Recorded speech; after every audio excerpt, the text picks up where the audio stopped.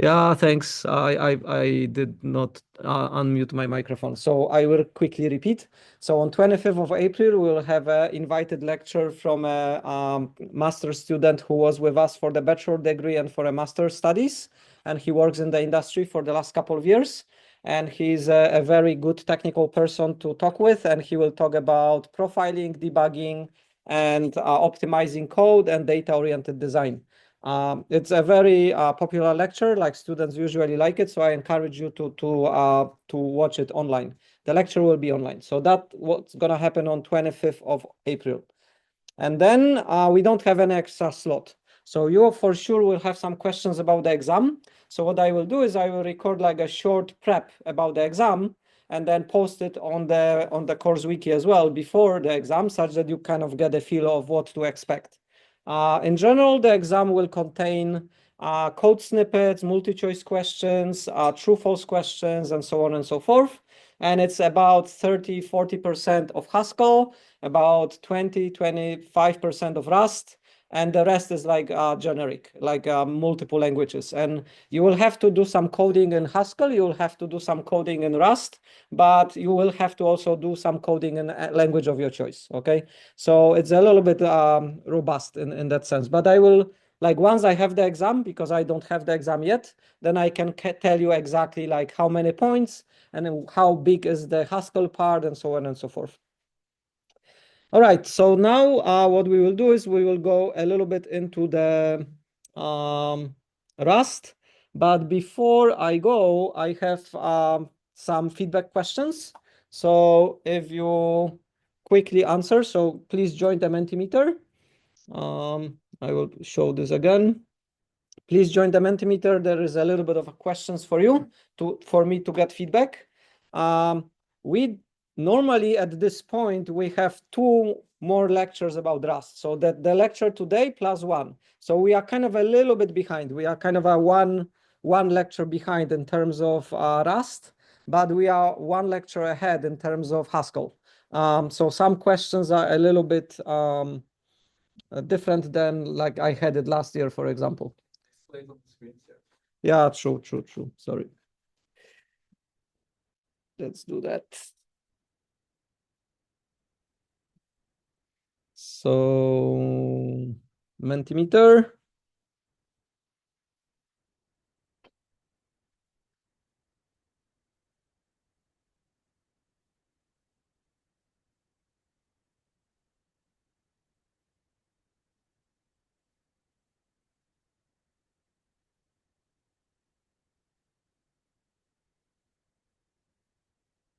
Okay, let's try.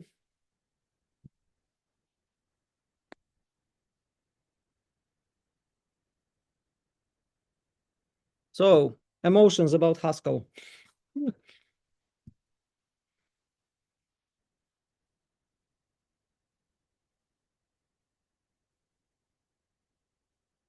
Both languages are hard. Both Haskell and Rust are hard, but they are hard for different reasons. Um,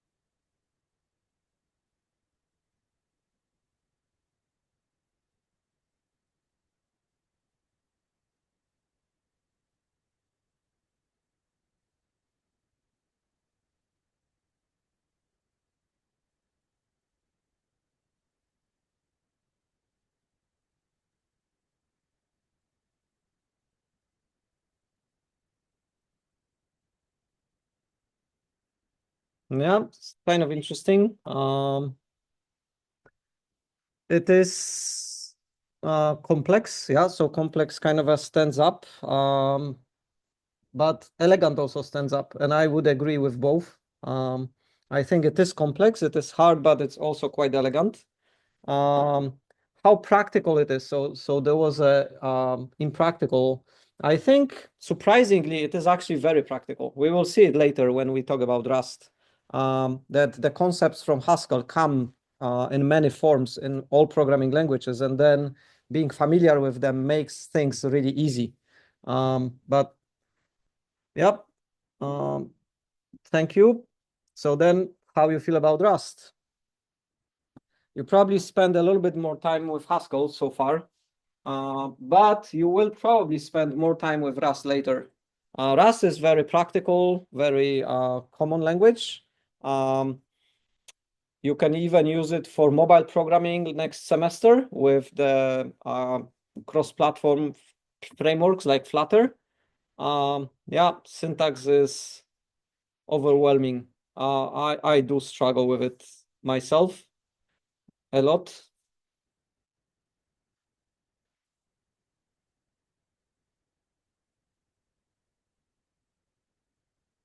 Yes, there is a complexity in the um, crates and the quality of crates and in the methods.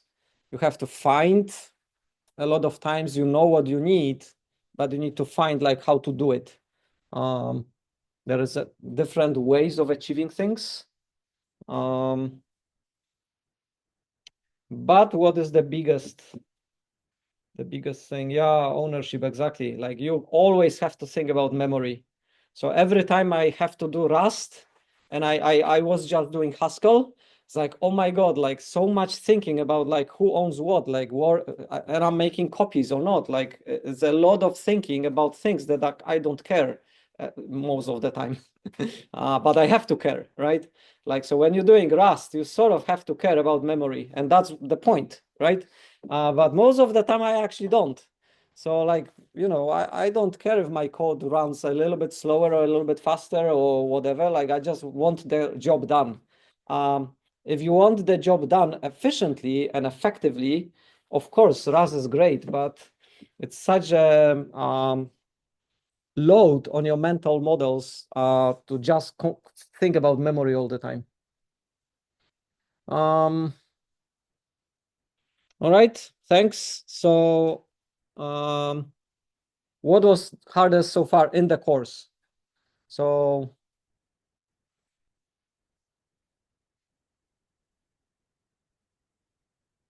what makes you kind of struggle the most?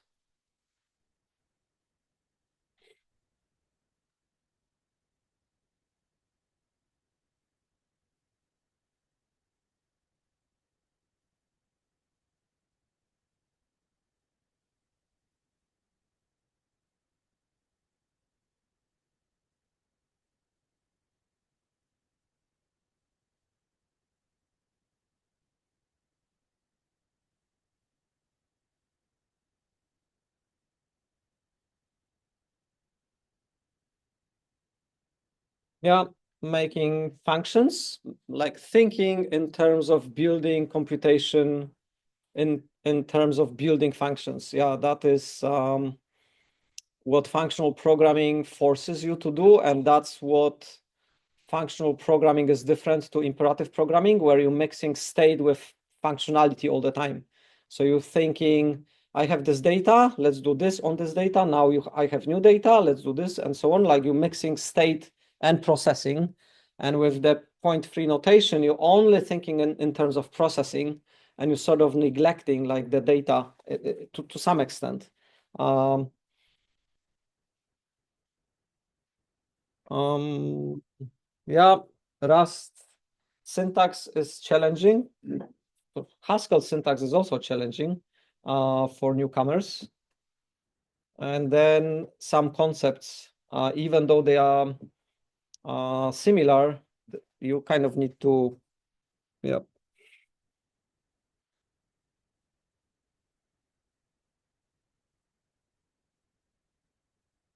Yeah, abstractions and monads, those are hard. So a part of the learning curve with Haskell is that you have to spend some time. You have to give it time. Um, so it's a little bit like with math. Like there is no real hard concepts. It's just that some concepts are so new that you have to get used to them. And then once you get used to them, they will make sense and they will become your kind of vocabulary and your in your toolbox. But it is, I've noticed it also. Like when I was learning Haskell, it's not something you can learn like in 2 weeks. It's something that needs time, and you need to kind of play with it and play with GHCI and sort of get your intuitions and build. It's sort of like starting learning programming afresh, because a lot of concepts are kind of really, really new, really different. Um, there is this research that suggests that if your first programming language is functional, like when you don't know about programming and you learn programming by learning functional language, then it's much easier to understand all the concepts and much easier to do imperative programming and to do any form of programming than if your first programming language is imperative. So if your first programming language is imperative, or like in my case, it was assembly, then everything else is actually much harder. You sort of understand how the computer works very well, but in terms of like programming and understanding like functional metaphors and things like that, it's kind of hard. Like, and I think it's true because I learned programming by learning assembly. And then we were learning Pascal, and in Pascal you have for loops. I was like, what the hell is the for loop, right? Because in assembly you don't have for loops, you have go to statement, and you jump to place where you execute the new functionality. And it took me a while. It took me like 3 days to get my head around such a simple concept as a for loop, right? I mean, for all of you, like for loop is like the most basic fundamental thing. Like it's so easy that you could say how somebody cannot understand the for loop, right? I couldn't. Like for me, for loop was like I had to talk with my friend. Like I was like I'm not getting it, you know. And he's like, "What are you not getting?" It's like where is the jump? Like what is happening, right? And it's like he was like telling me on a piece of paper, like, "Yeah, this is what happens," and then you jump back here, and it's like, "Ah, that's the for loop." Okay. So it's kind of, yeah, funny, but so don't, anyway, so what do you want to learn more? So what was not covered enough, or what do you think you need to become a better programmer? What do you need to learn more about?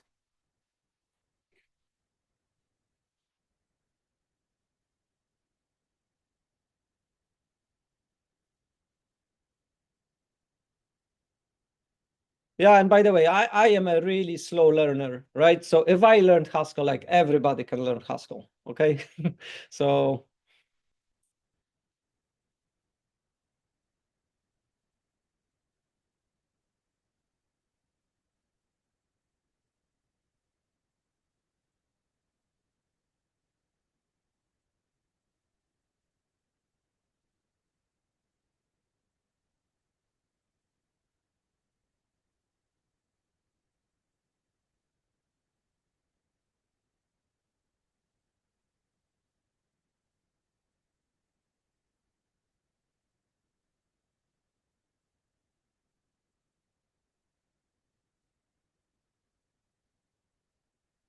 So this question is a little bit about this course, like what we can cover more in the course, which is hard because we are a little bit pushed with the time frame and so on. But we can try to have a little bit more time spent on something, but also what we want to teach in the master degree. So we have an additional 2 years, and we want to make the programming master, and we're working with Christopher of what to refine and how to make it more interesting, and what we should cover.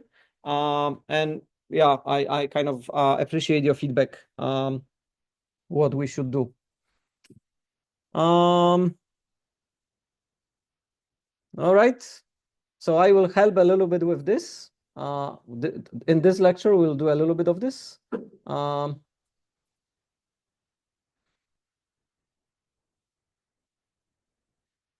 Yep, I hear you. I think this is kind of hard. Um,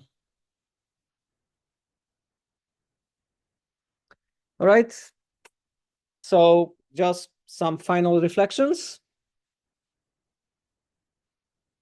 How you judge yourself, like in terms of preferences and in terms of your understanding.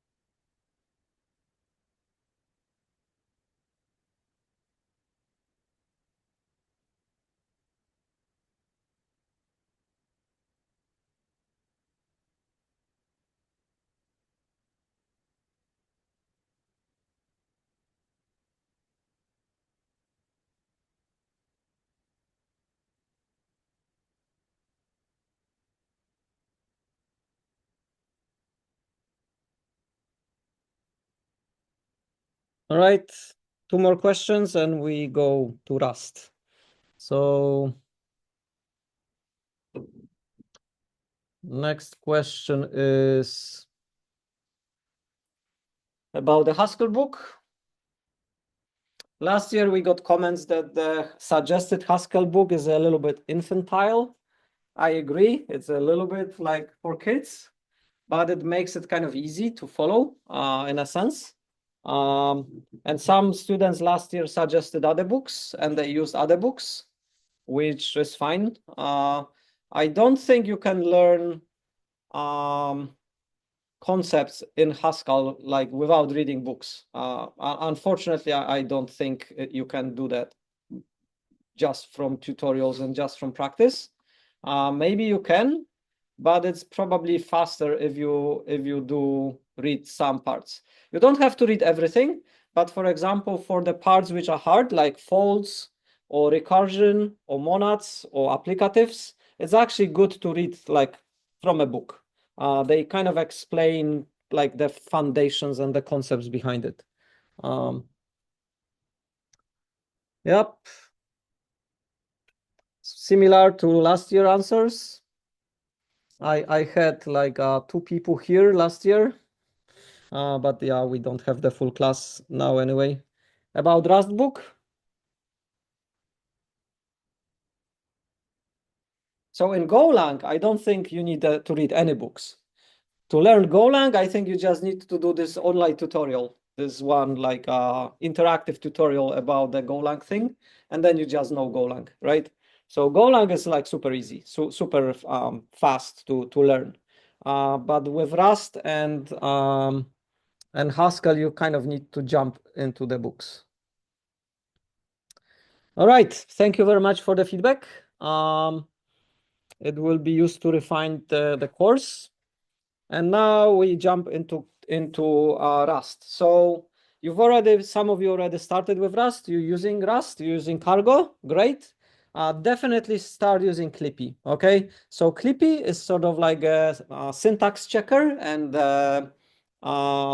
it will give you suggestions on how you can improve your code, okay?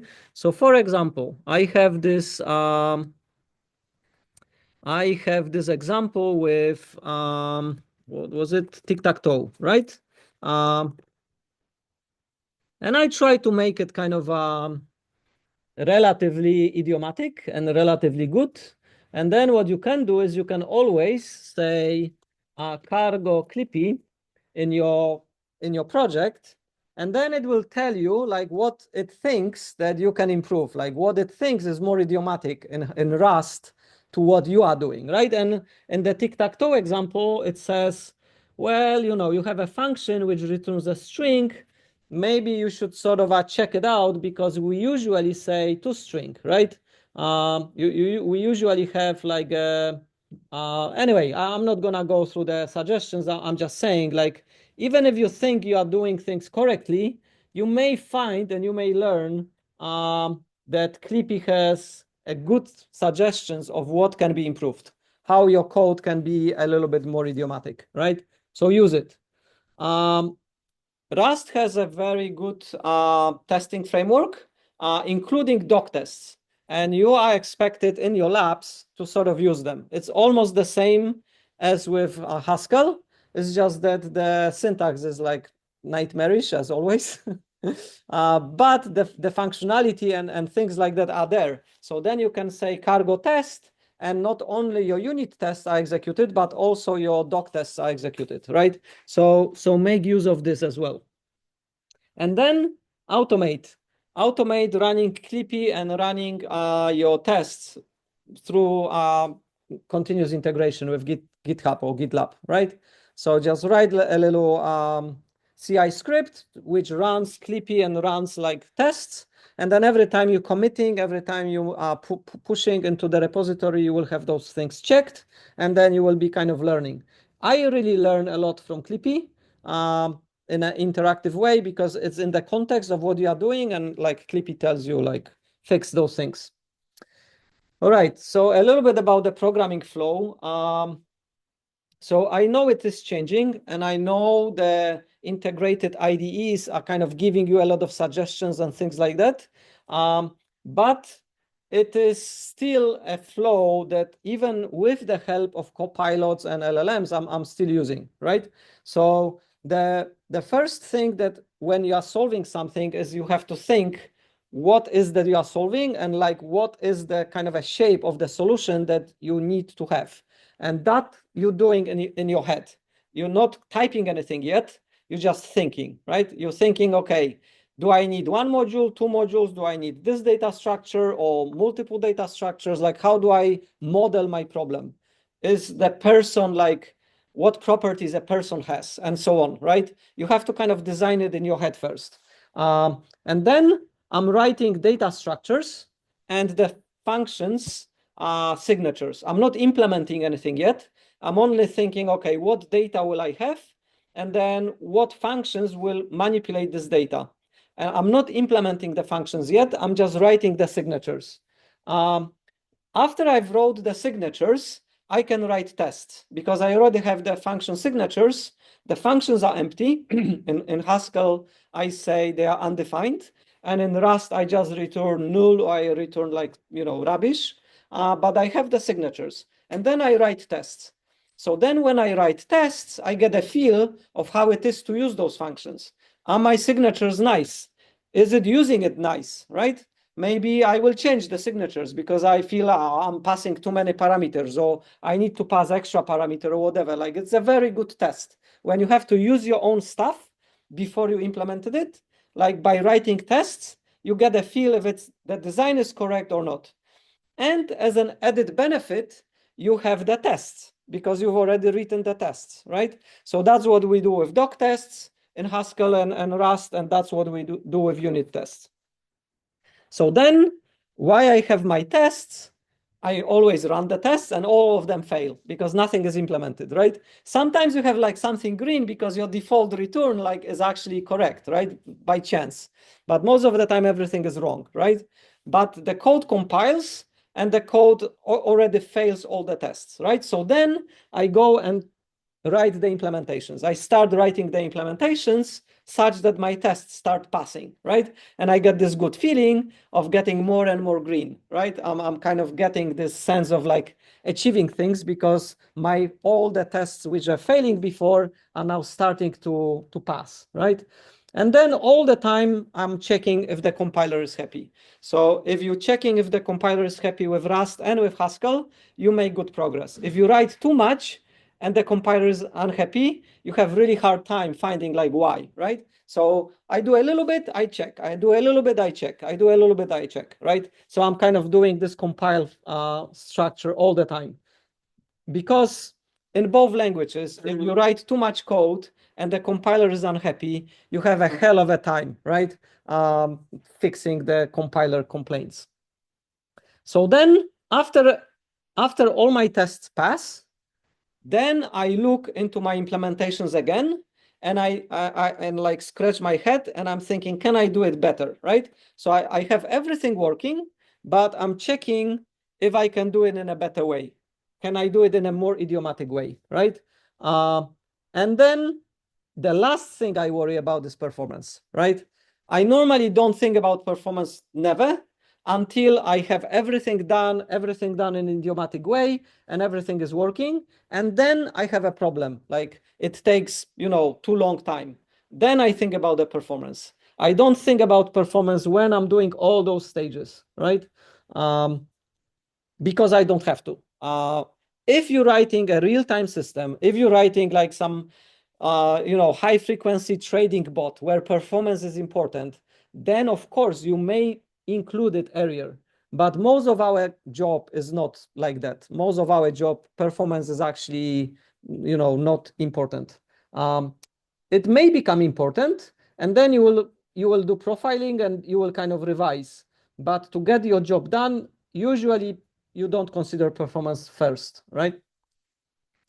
So then if you do have to do performance, you kind of checking what is it that is problematic. Is it the memory? Is it the CPU? Is it the looping, the kind of passing through the data? Like most of the time, your performance problems are not because you're not using performance tricks, but because you've chosen a wrong algorithm, right? If you have 10 students and you're doing 3 passes over the 10 students, right? You're getting a correct answer, everything works fine. And then suddenly you have a list of million students, and it turns out you have to do it like 3 times, right? Then you have a performance problem. But the performance problem is not that you coded things wrong, but because you chosen a wrong algorithm. You should do a single pass over your data, right? So most of the time, the performance is not because you're not using the most efficient data structures or doing some performance tricks, but because you're doing stupid things. Like you should not pass your data multiple times if you don't have to. You should pass your data once, right? So number of passes of data, and then the more technical thing, and next lecture, Per Morten will talk about it, is like data locality and cache locality. Those are more technical terms, and that's where your data alignment and your kind of a memory management kind of is important. Again, those are usually edge cases. Most of the time we don't think about it, but sometimes you will have to think about it. So then you have insufficient performance. Let's say you've written things, you didn't do stupid things, but the performance is insufficient. So then what do you do? What will you have to do?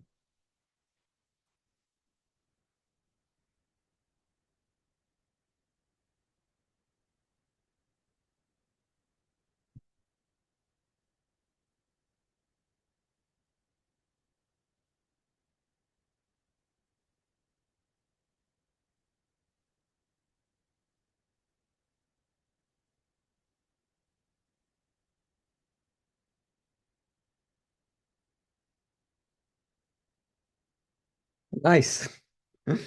All right. So you have performance problem, and then you're jumping into code optimizations, or you're jumping into debugging, or you're jumping into parallelizing your code. But you don't know yet what you do need to optimize. You don't know what the bottlenecks are, right? So you have to do profiling first. You have to check what needs to be fixed, right?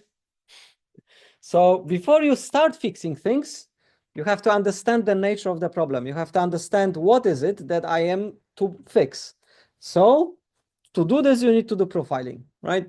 You need to look, measure, and check what is slow, what is causing the performance problem, where is the performance problem, which methods are causing the performance problem, and so on and so forth. So we had one person got it right. All right, so is it CPU? Then you're doing some flame charts, you're doing some graphs. Is it memory? Is it IO? Is it on the cache misses? And so on and so forth. There is a lot of questions. there is a lot of like research which has to come before you are optimizing whatever you're optimizing, right? So let's say everything is fine, everything is optimized, CPU and memory usage are kind of squeezed out, but you're still having performance issues, right? So then you kind of are thinking, well, maybe I need to parallelize my stuff. So like on a single core, everything seems fine. I'm squeezed everywhere, but my performance is still not sufficient. Maybe I need to parallelize my code and use multiple cores. Maybe I need to do some kind of concurrency, right? So then when you're doing Rust, you're thinking about memory all the time. There is no avoiding it because the compiler will kind of force you to think about memory all the time anyway. You think a little bit about CPU usage, and then you also can think about concurrency and parallel, right? Do I have a question about? No. What is the difference between concurrency and parallelism? Anyone knows?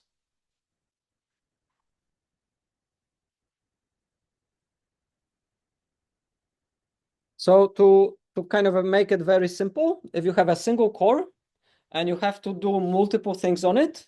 So like, let's say you have a single CPU, but you're doing your user interactions, physics engine, and the rendering of your game, then you're doing concurrency, right? So you're sharing a single resource, but it's doing multiple things on that single resource, right? That's concurrency. If you have multiple cores and they are all doing different things concurrently, but in parallel, then you have parallelism. So it's like a physical thing that happens at the same time, right? Concurrency does not happen at the same time because you have context switching. Like you're pretending you're doing things at the same time, but you're only doing one thing at a time. When you're doing parallelism, you're actually doing multiple things at the same time, right? All right, so then we talk about idiomatic patterns. I will jump out of this. I will jump out of this as well, and I will ask you this question: what functions are useful on collections? So, what are collections, and how we are using them? Those are the earlier questions. But here I'm just asking you, like, what functions operating on collections do you know? And just like type them, right? So what are the functions which we typically do on collections? So what are collections? Yeah, string is a collection of characters, vector, lists, any kind of containers that we have, right? All those are collections. So what functions do you know on collections? The most like the most fundamental function on collection is the size, right? So in Java, you have either size or length. There were kind of a different teams working on Java API, and like you can ask like what is the size of something, asking like size, get size, or length, or get length, right? What other functions do you know? Yeah, reversing a collection, mapping over a collection, head, set, sum. Yeah, what else?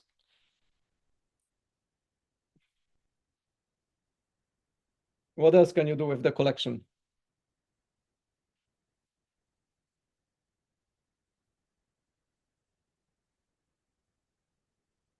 How you add stuff to the collection, how you remove stuff from the collection. Can you fold a collection, right? We have those functions as well.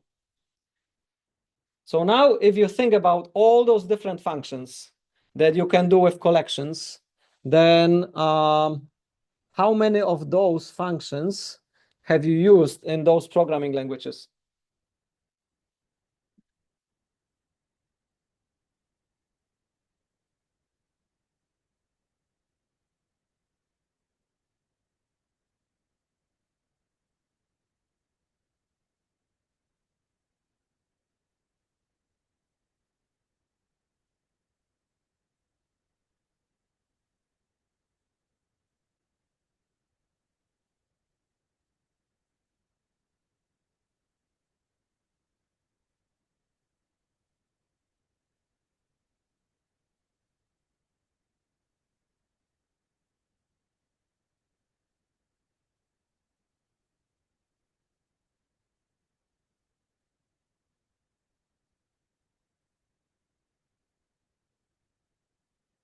Yeah, I should have Rust here as well, but you haven't used Rust so much yet.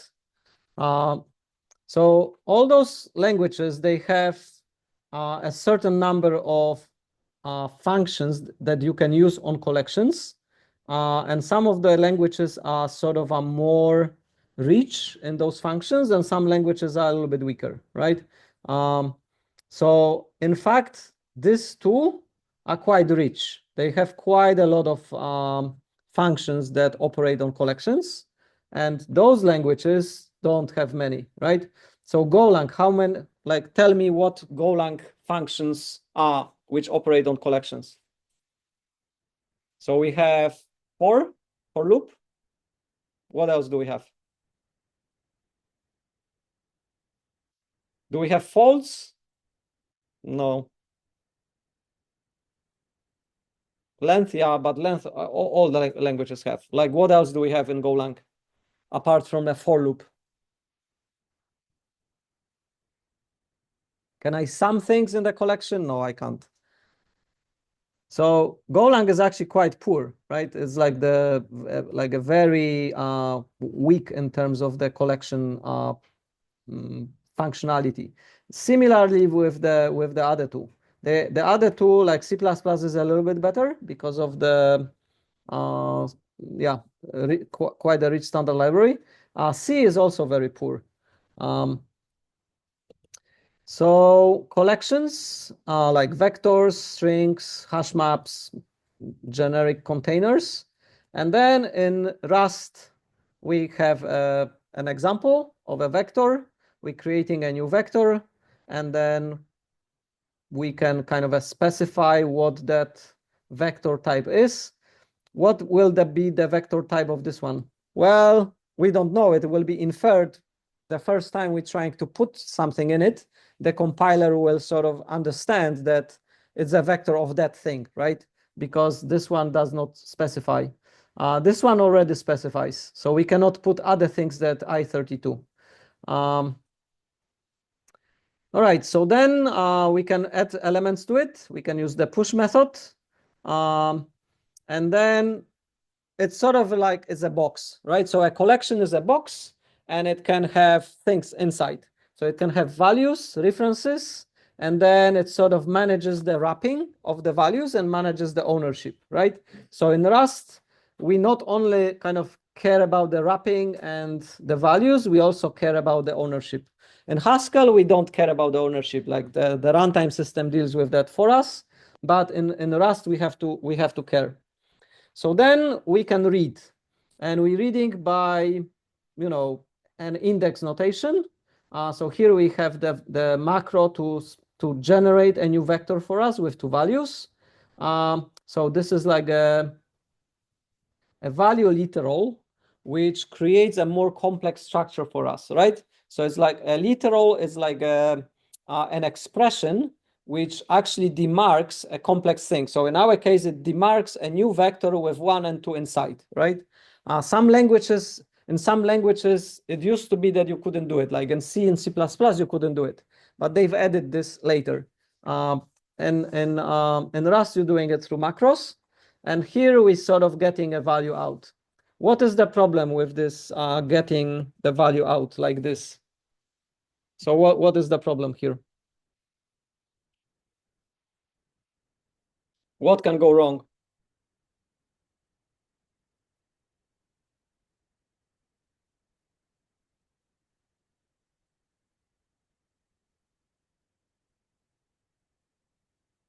What if this code, it says here v from the 2, like the third element of v, what will happen?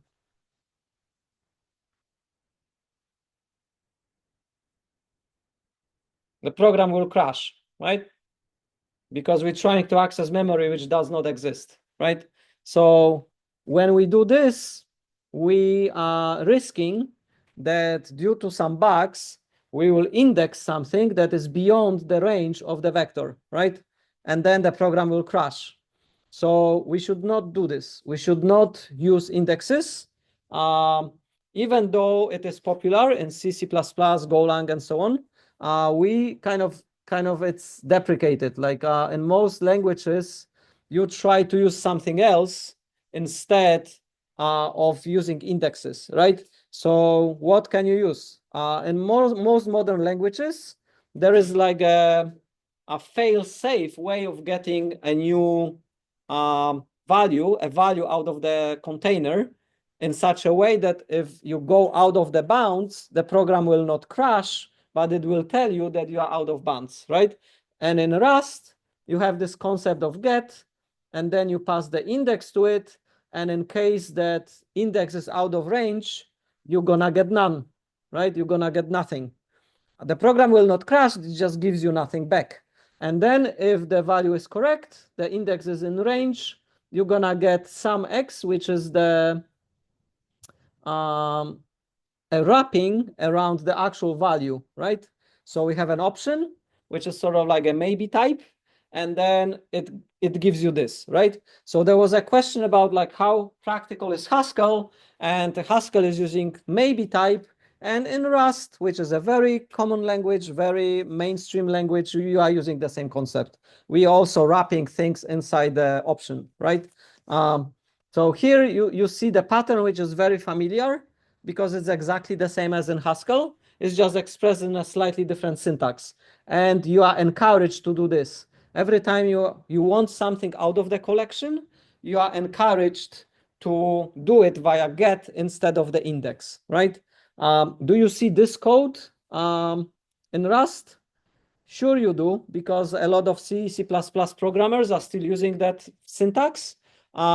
But this syntax is like risky, right? You should not do this. You should use get and do this to be on a safe side. So this is an example where we're getting a mutable v reference to the we are getting a vector, not a reference. We're getting a vector, and then we're getting a reference to a value of index 4. And because we don't have 4 values, then this will happen, right? The line 108 will happen instead of line 107, and then we will have an error that v out of 4 is out of bounds, right? Okay. So this was a little bit like a synthetic example. A more realistic example is we're getting a value, we have to do something with it, and then we don't want our program to fail in case we didn't get the correct result, right? So here we're doing the same thing, but those lines will be executed only if we got a correct value out of the vector. If the vector index is out of range here, this pattern matching will not work, and this line will not happen, right? This is a very idiomatic pattern, which you will see a lot in Rust, where we're getting something from a container or from a collection, and then we're doing this if let, right? If let, and we're doing a pattern matching, and we're checking, yeah, did it work? And if it did work, running this code is safe because we are guaranteed that the X is correct. But if this pattern matching did not work, if this returned none, then there is none. This pattern matching will not work. So we're not doing anything. Like we're not crashing the program, but we're not also doing those lines of code, right? So this is like an idiomatic way of like working with the language and working with some error conditions. And this, again, is very familiar from Haskell because it's exactly the same as in Haskell, right? So one of the idiomatic patterns is to avoid sentinel values and also use option and result instead of using like a real values, using boxes, and then do pattern matching, either through the match statement or through the if let, right? So a match statement works like this. It basically allows you to do pattern matching on the value which this expression returns. So in line 106, we have an expression, vget, it returns a value, and then we are pattern matching what value it is, right? If it is some value or if it's none, we doing a different behaviors. And then you have the if-let pattern. So those two patterns are very common and they are quite powerful and they are very frequently used in Rust. All right, another way is instead of using index is to use iterators, right? So here we have another example. We have a point struct, and then we have implementation which generates a point, and then a distance function or method which calculates a distance between 2 points, right? So we have our kind of a model for points and for distances between the points. And now the task is, given a collection of points, calculate the distances between the points, right? What is the distance between one point and another point, right? So how can we do that?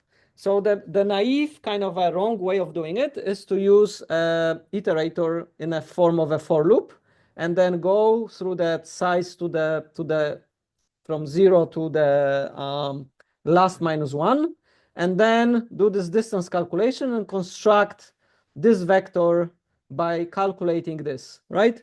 So that's how you would do it in C++, or that's how you would do it in a language that does not give you powerful collections.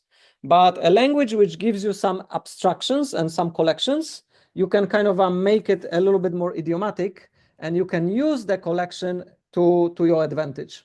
And this is a code which is using three kind of concepts. The first one is, it says, okay, I want to process this collection and I want to be taking 2 points at the time, right? So let's say I have A, B, C, I have 3 points. So I want to take A, B first, and then I want to take B, C second. And I'm done, right? I need to do 2 calculations between A and B and between B and C, right? So Windows creates a kind of like a sliding window across my collection by picking 2 consecutive elements from the collection. And then it creates new collection where those 2 are tuple, right? So I have AB and BC. So then what is map? Map, as you know, is a functor which takes a function and applies it to a functor, to an element of the collection, right? In our case, it's this tuple. So W is a tuple which has 0 and 1, so like A or B and C. And then it creates this kind of an inner function which says, okay, calculate the distance between those 2 points. Calculate the distance between the first point and the second point, right? So first we created a new collection by splitting the existing collection into tuples, and then we mapped over the tuples with our inner function, which is just distance, and then we are aggregating the results, which is that all the distances, into the resulting vector, right? So logically, this code is doing the same thing as here, but it's organized into those 3 well-defined steps. And it's much more readable to understand what is going on, right? This code is a little bit verbose and a little bit difficult to understand the intention. This code is more idiomatic, and it's much easier to understand, okay, we have to create a new vector out of distances between the 2 consecutive points, right? So if you read it, like it's kind of in your face, like you don't need to like think too much and you cannot make mental mistakes. It sort of like shows you exactly what is happening. So again, it's a matter of style, and it's a matter of like powerful abstractions and a powerful collections. And Rust is very good in giving you the abstractions, right? What happens if you program in Rust like this? What will the other Rust people think about you? They will think that you came from C++ or C and you have not learned Rust yet, right? You are sort of like a Golang programmer who is trying to do Golang programming in Rust, because that's what you're doing, right? And then what they will think about you if you do this, they say, yep, that's how we do it in Rust. That's like why Rust exists, right? Okay, so then we have some edge case analysis, right? So here we have a student. Yeah, it's a little bit bad example. I was reviewing it before the lecture and I thought we should definitely use something with currencies because with age is it's a little bit stupid. But because it's stupid, maybe you'll remember it, okay? So we have an age and we model the age as U8. What does that mean? What is the implied assumption if you say the age is U8?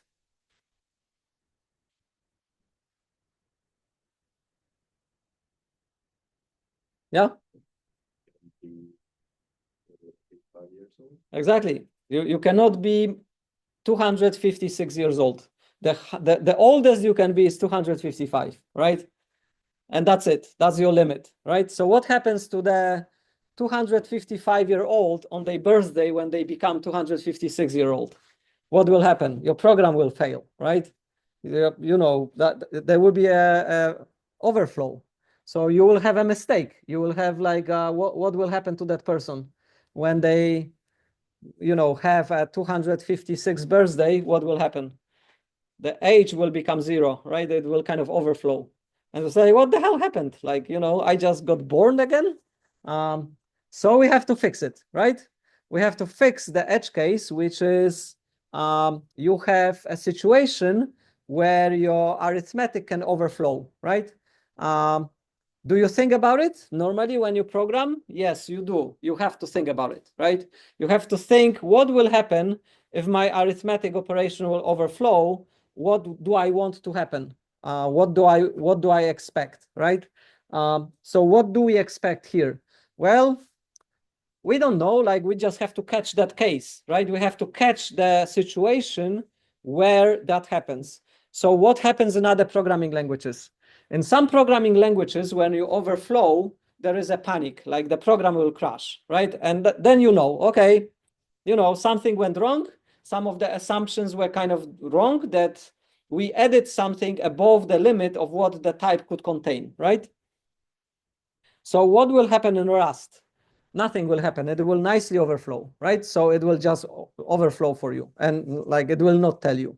So if you need to detect it, you have to kind of catch this case and you have to deal with it, right? So the way to catch this case is you sort of can do it by yourself, and you're saying here, okay, if my student get older, but the result is that it's younger than it was now, we have a problem, right? So instead of the number becoming bigger, if I have an overflow, the number will become smaller, then I can detect that there was an overflow, right? So I'm kind of doing kind of an if else and kind of following the logic saying, well, if I have an overflow, I have to return none. But then if I have non-overflow, then I'm returning the older student, like the student with the new age, right? And we are saying, well, I'm taking a student, a mutable student, and like how much the student get older, and I'm returning either none when this operation failed, or I'm returning a new student, some student, if that operation was successful, right? Will that work? Yes, that will work. Is that kind of an idiomatic way to do it in Rust? No, it's not, because in Rust you have this function which checks if the addition overflows or not. And you're supposed to use those functions. So you're not supposed to do overflow checks manually by hand. You're supposed to use the overflow by the functions which the language has. Again, there was like this, so many functions, so many crates. Yes, that's true. Like, how would you know about it? Like, you wouldn't. Like, you would have to find it out, right?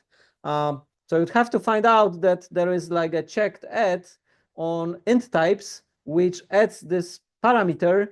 It's kind of like doing the addition, but with the extra check if we are overflowing, right?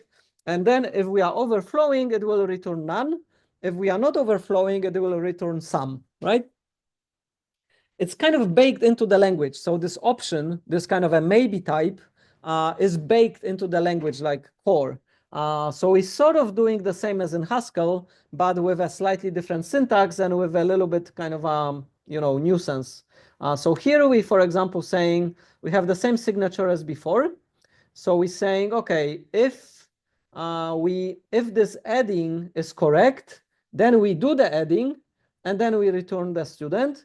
If this adding is none, we don't do anything, and then we return none because we're returning what this variable is, right? It kind of feels wrong and it smells because we're doing the addition twice, right? We should not do the addition twice. It makes no sense to doing that addition here and then redoing it here when this one was successful, right? So this code, again, this code works, it's fine, but it kind of smells. So the most idiomatic way to do it is that you sort of saying, you checking if the addition worked and you are like doing it in place, but you are still doing that addition twice here, right? Because otherwise, like we have to assign that yeah, anyway, like we fixed kind of like we fixed the copy in like we started with the original student, and here we sort of creating this extra variable, and we don't need to do it. We can kind of do it in place, but we're still doing the addition twice. So to fix that last problem with the addition twice, you don't want to do the addition twice. You want to do the addition once, but use that new value as the new age of the student, right? And that's what we're doing here. So we're doing it in place, and we are reusing the value which the checked add calculated, and we assigning it to the age. So this is the most idiomatic code. In this code, we're not creating extra copies. We are doing everything in place, and we are not doing the addition twice. We're doing the addition once. But to achieve that, look at this. What is here? We have a map, right? What is map? Well, it's a functor. We are kind of mapping a function into the value in the box. What is the box? The box is the student with some age. And age is inside a box because it can be empty or it can have a value because of this add. So now we're mapping an inner function, like we mapping a lambda into the age and saying, yep, if we got this new age, which is U8, we are assigning it and returning a student. What will happen if this map, if this addition gives none? What will happen to the map? We know it from Haskell. Like if we map over maybe, which is nothing, nothing will happen. So it returns nothing, right? So in this case, it will return none. So are we handling the error here explicitly? No. Again, it's like this same as in Haskell. We have the happy path, and this is our happy path. Where is the unhappy path? It's not kind of visible here. The unhappy path is like it will just happen. Like it will just happen that we will return none, right? Automatically. We don't have to like be explicit about it. Whereas here we are explicit about it. Like we are explicit saying none, right? We are handling the unhappy path. Here we are handling the unhappy path, right? You're not supposed to do that. Like the unhappy path is supposed to be handled for you, and Rust again enforces this kind of a happy unhappy path handling in such a way that you focus on the happy path, and the unhappy path is kind of, it will happen. It will be happening, but it will be happening because of this map, right? We have nowhere here return none, right? But it will return none if this addition fails, right? Because that's the unhappy path. The unhappy path starts here and propagates to this return here. Do you get it? Does it make sense? It's exactly the same as in Haskell, just with slightly different syntax, but the concepts are exactly the same. This map is basically the same as fmap in Haskell, right? And the boxes, the containers, this checked add, that's just an applicative functor, right? We already know that. We already know it from Haskell. So you look at it and you say, oh yeah, this is an applicative functor. I have map. I'm kind of handling the happy path. The unhappy path will be kind of handled for me. And if you look at this code and compare it now to this code, which one looks better? Which one is better? Which one is more expressive and concise and nice? Of course, the last one, right? Will this code work? Yes, it will work, but that's not what you're supposed to do. You're supposed to do this. Okay, so practical guideline, like because Rust is heavily using those boxes. Rust is heavily using in applicative functors and mapping and things like that. And you have the question mark as a syntax, and you have the unwrap, or you have the is sum. That's what we did, like we did here. You see, we used is sum. Bad mistake. We used is sum here. You're not supposed to do that. So you have to think, okay, like you wrote this code, it's fine, it passes your tests, and then you kind of scratching your heads like, can I do it better? And then you remember from the lecture, avoid using a sum. Can I avoid using a sum? Can I avoid using unwrap? Yes, you can, and that's exactly what this one is doing. Is this code using a sum? No. Is this code using a question mark? No. Is this code using like unwrap? No. Does this code use except? No. Great. So we kind of have an idiomatic solution, right? It is kind of like looking for the point free in Haskell, right? Like if you avoided all those kind of bad things, then you have a very clean and very nice code. Again, like with age, it's a very contrived example because, you know, the assumption that people will go up to 55 is probably reasonable. We don't have evidence that this code will ever fail, but, you know, you never know.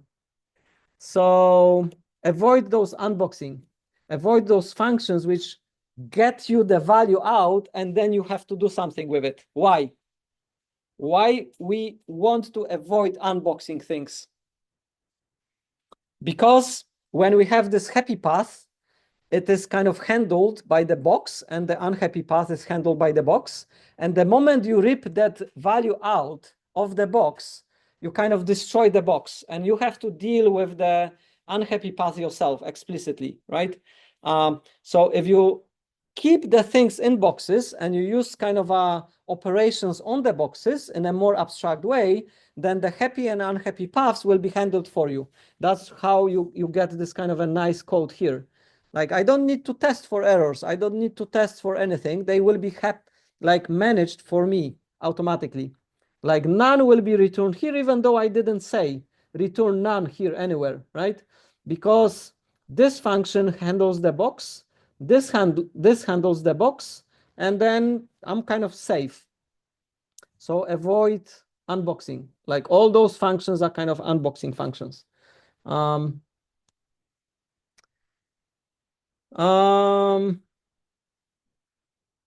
Yeah, so so you see, what's the problem here? There is no problem here, but if I were to chain my operations on the student, I will not have a box which will handle errors for me. So passing a student here will prevent me to allow me to check things about the student, not only age, maybe the name, maybe the employment, maybe other things, in a kind of a way which has a happy path and unhappy path, right? So if I have multiple operations to chain and I'm passing to them student, then I cannot take advantage of this happy and unhappy path. So I need to wrap a student into a box such that I can do those operations on the boxes instead of on the student, right? So this kind of avoid unboxed things means I probably should pass an option student instead of a student directly, because then I can chain things on the option student, and because that's what we are returning here. we are returning option student, right? So if something flows in and flows out and the types match, I can chain my processing quite nicely and I can have a happy and unhappy path. If I am passing student, that means I ripped it out of the box, right? Here I'm returning a student in the box, but here I'm passing a student outside of the box, right? So maybe what we want is to avoid unboxing unnecessary. Maybe we want to pass an option student, right? So then if we do this, if instead of passing a student directly, we say we pass option student, we have this and then. So if you happened to be doing Haskell before Rust, again, to you that will sound familiar because to you it will look like, oh yeah, it's like a do notation. I'm kind of getting value out of the context, doing something and like I'm doing that inside the context, right? Unfortunately, Rust does not have syntax for it, which is nice, like Haskell. It has these functions, like because you have to have functions for everything. Like everything you're doing in Rust needs to be done through functions. So it has this kind of a do notation like thing, which says and then. So if student is none, it will fail right here and it will return none, okay? But if student exists, then do this. So if student is not none, then do this. And then we have the handle to a student because the student is the real value. And then we're doing what we were doing with the age, and then we're returning s, which is here, because s is like this, it will be wrapped inside the box, which is the maybe student. So because we're doing this mapping here. So again, because of the syntax is like really difficult to explain. So people who learn Rust, it's a little bit tricky to explain exactly what's going on with those applicative functors. But if you already remember what we were doing with applicative functors in Haskell, it's kind of the same.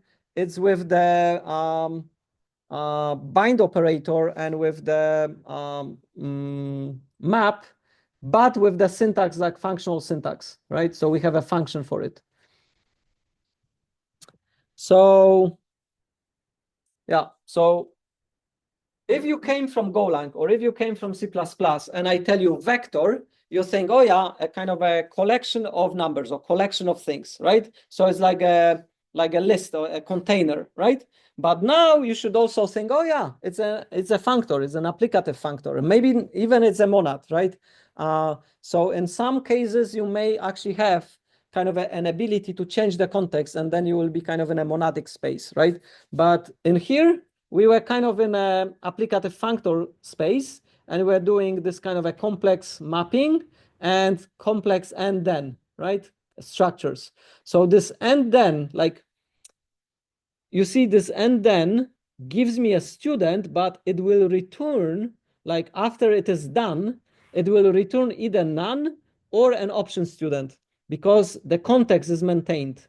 So this and then maintains the context of the applicative, and I can return here a student, but it will be wrapped because like this function and then gets the return of this and wraps it into the option. I don't know if it's clear. Like you probably have to stare at the code a bit, and you have to remember like what we did with applicatives in Haskell to make kind of a sense of it. But this is the most idiomatic way, like handling processing students through putting them into a box of option and then doing that. A lot of APIs, a lot of libraries use this pattern, and like once you use Rust for a while, you will become familiar with it. And again, like there is not much more to what we already discussed in Haskell. So they are functors and applicatives. So the default value and behavior. So we also have map or. So for example, in here, let's go back to our earlier example where we had the row student. So here, sorry, here if like what will happen here if we overflow? We will get none back, right? But maybe what you want is like you're reading something from a config file and you're getting none, and then you have to handle it, and then you say, okay, like if like the user did not set the environmental variable, I will use a default. I will use some sort of default, right? So if you did this, you would say, okay, my function would return none, but if you use map or, you can say you could hard code that default right here such that it always returns an option something with the default already baked in, right? So again, like if you know about map or, you know that you can use it and you know how to bake in the default value if otherwise you would have none, right? But how do you know about this? Again, you have to check the API. You have to go to the docs and you have to check like what do I have on my option such that what functions do I have such that I can use them, right? There is no shortcut. There is no other way. You basically have to read the docs, right? How did we do in Haskell? Well, in Haskell, we kind of had to do the same, but in Haskell, the functions were so generic and so reusable everywhere that once you learned fmap, like you don't need to learn any other function, right? Like it's like always work the same way, like, and it is applicable everywhere, right? Here, it kind of depends. So like option has a map or, but if you go to the result, will a result also have map or? You don't know. You have to check. You have to go to result and check what functions do I have on the results, right? Do I have those applicative functions there? And what are they called, right? And how would you discover and then? You wouldn't discover. You wouldn't come up with it. You have to kind of go to the docs and check what do they have, right? So it is a bit tedious. Like learning Rust is a little bit tedious because you have to get familiar with all those different functions. They do repeat the names. They are kind of trying to make it consistent, but it's not as generic and as robust as it is in Haskell, right? So from that perspective, Haskell is actually easier because once you learn one function, it always works the same way, right?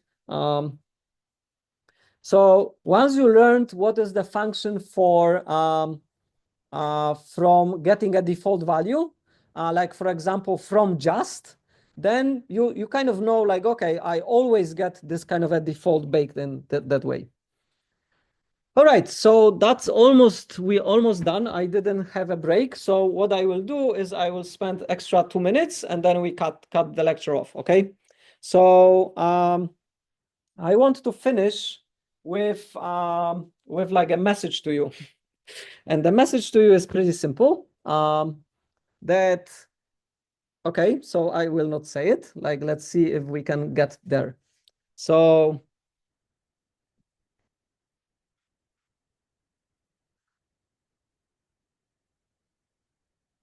that's a very, very philosophical question. In the exam, I may ask you who is the author of that quote. So the answer to that question comes in the video, which is in the last slide. So how to learn? Well, you have to have a method. Like when you're learning new things, you cannot just like randomly, do shit because then you don't really learn. Like you have to be a little bit more methodical. Like you have to say, okay, what is my goal? Like what do I want to achieve, right? And you have to like specify like a method to get there, right? The other thing is the perceptions. So are you making progress? Like, is it hard? Is it easy? Like, how do you perceive failure? How do you perceive success? How you perceive like your learning process itself, right? How you are motivated? Like, why you're learning things? And what is your gratification, right? So we often feel that if we're doing stuff and it works, we get this kind of a sense of positivity and endorphins that's great, right? So I'm gonna challenge that a little bit. So let's focus on the motivation. So why are you taking this course? So obviously it's a compulsory course. You have to do it, but like you could try to just pass it, or you could try to kind of learn from this course. So then what would be the, the motivation for you? Like if you were to rank, why are you here and why are you kind of studying this course? How would you rank it?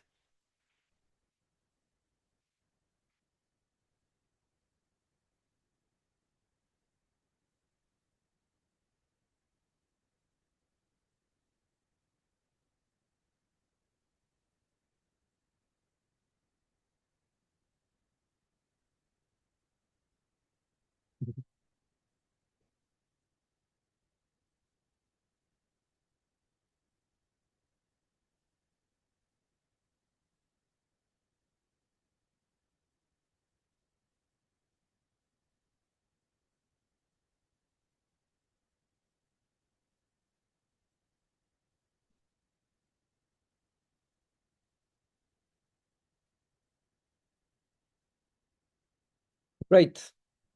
So I think we are kind of on the same page. So my goals and your goals are sort of aligned. Um, so what I'm trying to like, you see here, you said to feel challenged, right? And then to learn new things, you have to be challenged. And then to be challenged, you will fail. And when you fail, you often feel not good, right? So if you swap the narrative, if you feel good about failing, then you will open kind of a completely new door for your learning experiences, right?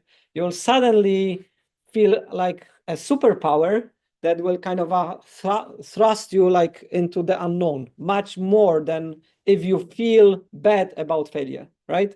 Um, so you kind of need to think every time you did something wrong, it's an opportunity for you to learn. Every time Clippy complains about your code, it's an opportunity to learn. Every time your code does not work and you spend a day like, you know, fucking debugging it and kind of like feeling bad about your life, that's great. You are learning stuff, right? You're learning something new. So if your main kind of motivation is to learn new things, then failure by logic is a way to get there, right? It's not the success. The success is like this. Like if you do something and it works, you already knew it. Like you already kind of, you're not learning new things. It's just doing old things because it's that last thing, right? So you kind of need to think that the failure is not a bad thing. Failure is something that actually, motivates and so authors kind of wrote books about it, right? Like failure is sort of something that we have to embrace.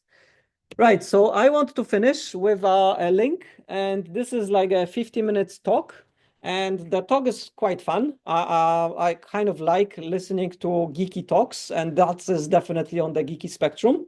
It's a little bit unorthodox, and it's about how to learn Rust. And the guy is kind of teaching you Rust, but doing it in a very, kind of a nice way. So I encourage you to watch the video. And in the video, you will find the answer to where this quote comes from, which will be in the exam, right? So you have to watch the video, right? To score this extra bonus point in the exam. All right, so that's it from me. Please watch the video, enjoy it, and have a good Easter break. And then after the Easter, we have one more session, and then I will record the video about the exam. For those of you who will not have 33 points at the end of today, after the TAs go over all the issue tracker, you will have to talk to me or to the TA after Easter, right? So everybody who is non-zero, I hope you will just pass it, right? There is no reason why people with less points should not pass.